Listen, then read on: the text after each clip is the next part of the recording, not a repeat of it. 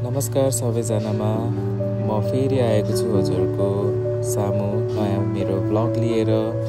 आशा छ हजुर सबैजनाले मन पराइदिनु हुनेछ। खतरा एडिट त छैन, त्यही पनि यसो हेरेर साथ दिनु होला है त। म चाहिँ आज फेरि खुदा आएको छु। अब चाहिँ नेपालीमा ब्लग बनाउन लागेको। अस्ति नै पनि यही हाते खुदा भन्ने ठाउँ छ कि यो मेरो रेजोर्टबाट छेउको आइल्यान्ड। अनि म चाहिँ यहाँदेखि छुट्टीको बेला आउँछु। अनि एउटा काम थियो मेरो गर्नुलाई। अघि नै मैले भिडियो बनाउनु पाएँ किनकि त्यहाँ गेस्टहरू हुनुहुन्थ्यो। ओके, यो तिरागु भन्ने मसिन युज गर्छु। यो आज खुल्लै रहेछ। आज किन यो मालदिभ्सको झन्डाहरू पनि रहेछ। रङ ठाउँ आइपुगेँ क्या हो। I did a little shopping over here and नेपालीमा बोल्छु भनेको अङ्ग्रेजी सिकाउँदो रहेछ।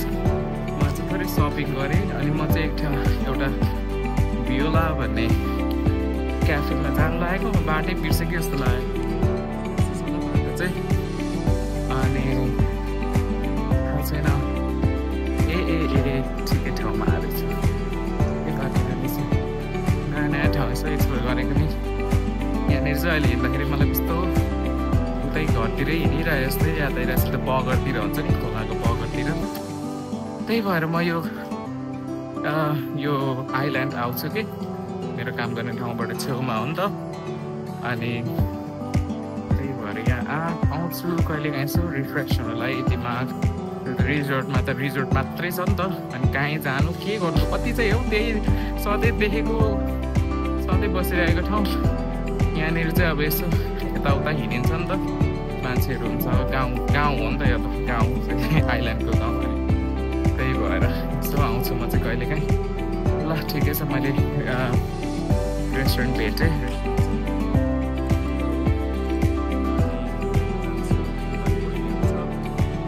अनि एक दुईवटा चिज अर्डर गर्छु। अलिअलि नेपाली टेस्ट भएको, नेपाली जस्तै त हुँदैन। त्यही खान्छु अनि फेरि रिजोर्ट फर्किन्छु। लस्सी हो है त। डिस सानो सानो छ। यो चाहिँ भित्र यसको माछा जस्तो हुन्छ।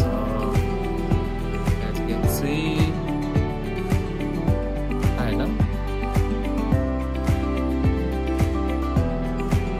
पोली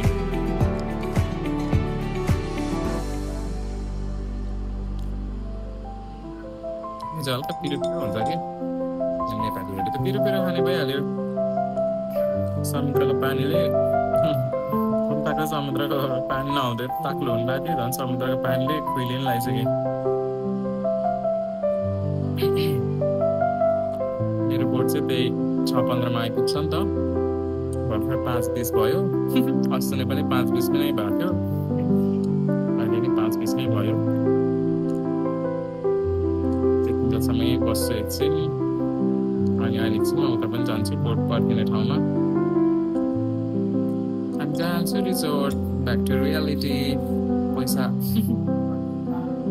चाहिँ छैन, यत्तिकै घुमी हिँडेर। आजको सपिङ पनि मेरो पानीको बोतल देखाइदिउँ न। यो फेरि बिस्किट अनि यस्तै केक, यो सानो केकहरू थुप्रै ल्याएको छ मैले। थुप्रै बेग्लै भेराइटिजको। यो नुडल्स बुल्डक, एउटा चाउचाउ खानु मिल्ने। अरू नि मिठो हुन्छ तर मसिनो हुन्छ कि चाउचाउ, अनि खाए जस्तो लाग्दैन। यो नेपाली जस्तो हुन्छ। अनि यसको फ्लेभरहरूले गर्दा चाहिँ अझ मिठो हुन्छ। बेग्लै फ्लेभर। यो चाहिँ चिकन फ्लेभर हो। मसँग श्रिम्प पनि छ अनि टम पनि छ। अनि यो चाहिँ चिया सिड। म चिया सिड खान्छु बिहान जहिले। केही चेन्जेस भयो जस्तो चाहिँ लाग्दैन। त्यही पनि पेट चाहिँ अलिक सन्चो भइरहेछ। त्यही भएर चाहिँ चिया सिड खाइरहेको हुन्छु म। किनकि गर्मी पनि एकदमै छ नि त। अनि गर्मी पनि अलिक कन्ट्रोल गर्छ अरे कि। त्यही भएर म चाहिँ त्यो चिया सिड चाहिँ बिहान ड्युटी जानुभन्दा अगाडि सेम यही बोतल छ। एक बोतल रेडी गर्छु, 1 चम्चा हाल्छु। अनि खाली पेट भइरहेको हुन्छ नि त बिहान। अब एकैचोटि 1 बजीतिर मात्र खाना खाइन्छ नि त। बिहान ब्रेकफास्ट गरिँदैन। त्यो 1 बजीसम्म चाहिँ त्यही पानी खाँदै बस्छु। त्यही हो, खाइसक्छु। अनि त्यसपछि अहिले म यहाँबाट निस्केपछि तपाईँहरूसँग फेरि भेट्नेछु। सो मैले चाहिँ अलिअलि खाएँ त्यहाँनिर। अनि त्यसपछि म चाहिँ आफ्नो बाटोतर्फ लागेँ। अहिले 5:30 भयो मेरो बोट 6:15 मा ठ्याक्कै आइपुग्छ जान्छु त्यहाँ वेटिङ गर्ने ठाउँमा एकछिन बस्छु अनि त्यसपछि बोट आउँछ अनि ब्याक टु रियालिटी फेरि जान्छु रिजोर्टतिर के गर्नु अब काम नगरी हुँदैन काम गर्नै पर्यो के बसी खानु मात्रै मिलेन नि त बसेर खानलाई पुग्न पनि त पर्यो अनि त्यही हो तर आज मालदिभ्समा आई मिन यो रिजोर्टमा आज के स्पेसल डे हो क्या पुरा फ्ल्यागहरू राखिरहेछ मालदिभ्सको फ्ल्यागहरू थाहा छैन किन पनि त्यही पनि ठिकै छ ल अब एकैचोटि बोटमा जान्छु अनि यसो अलिकति भिडियो गर्छु पछि अनि भोइस कभर गरेर हाल्छु त्यही हो आज त्यस्तो धेरै बनाएन भिडियो मैले किनकि यत्तिकै घुम्दा यत्तिकै भयो जति बनाउनु बनाएँ त्यही हो अब फ्ल्याग भनेर देखाउँदैन भनेर चाहिँ म देखाइदिन्छु ल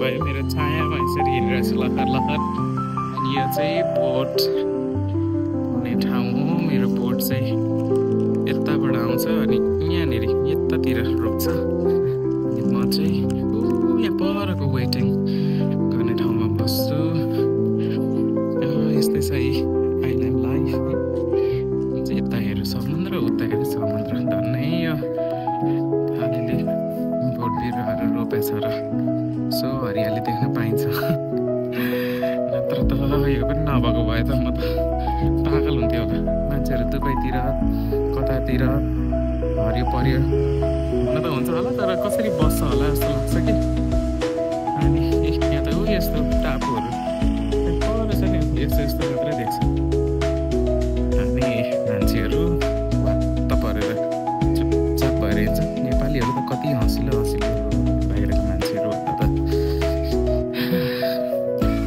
यसो फेसहरू स्माइल गर्छ नि यहाँ त त्यो पनि छैन के अरे म पनि यसो फेसहरू स्माइल गर्छु है उनीहरू त जस्तै एकछिन ल फेसहरू यसरी गरिन्छ नि उनीहरू त किन हाँस्यो भनेर सोध्छ होला है जस्ट ह्युमन नेचर हो नि होइन र आई मिन यत्तिकै फेसियल एक्सप्रेसनबाट क्रिएट गरेर त हुन्छ नि त कस्तो कभर लिने एक ठाउँ त्यहाँ हुन त मेन त्यो कभर भएको ठाउँमा त कभर पाएन झन् अरूतिर के पाउँथ्यो होला एउटा यहाँ एप छ कि उता नेपालमा दराज भन्ने चाहिँ सेन त्यहाँ चाहिँ अब के अर्डर गर्ने हो सबै कलेक्ट गरेर त्यहाँ एकजना साथीलाई पठाइदिनुपर्छ अनि उसले चाहिँ अर्डर गरेर अनि दिन्छ लास्ट टाइम मैले अर्डर गरेको थिएँ झन्डै 1 महिना लाग्यो यो टाइम फेरि अर्डर गर्नुपर्ने छ अलिअलि त्यही मोबाइल कभरहरू टेम्पर ग्लास अर्डर गर्नुपर्ने छ फोनको लागि अब महँगो फोन बोकेछ यसो सुरक्षा त गर्नु पऱ्यो यस्तो आनन्दको काम लाग्यो अहिले म बोटमा गएपछि म फेरि हजुरलाई अपडेट गर्छु ल हेर्ने मान्छे चाहिँ कतिजना हुनुहुन्छ त्यही पनि ठिकै छ आफ्नै लागि हो सो होइन गरे नि क्याप्चर गरे नि मोमेन्टहरू यस्तरी नै बसेको थियो भनेर पछि देखिन्छ मान्छे छ भने भोइसकलमा हेरिन्छ नत्र अब त्यस्तै हो यसो मेमोरीको लागि म पनि यसो एक्जिस्ट थिएँ भनेर म पनि यो संसारमा थियो के भन्न आएको ल फेरि भेटौँ ल काले चाहिँ तरो काले भइहाल्छ त्यही पनि ठिकै छ कमाइँदैछ अलिअलि काले नै भयो भने के भयो त होइन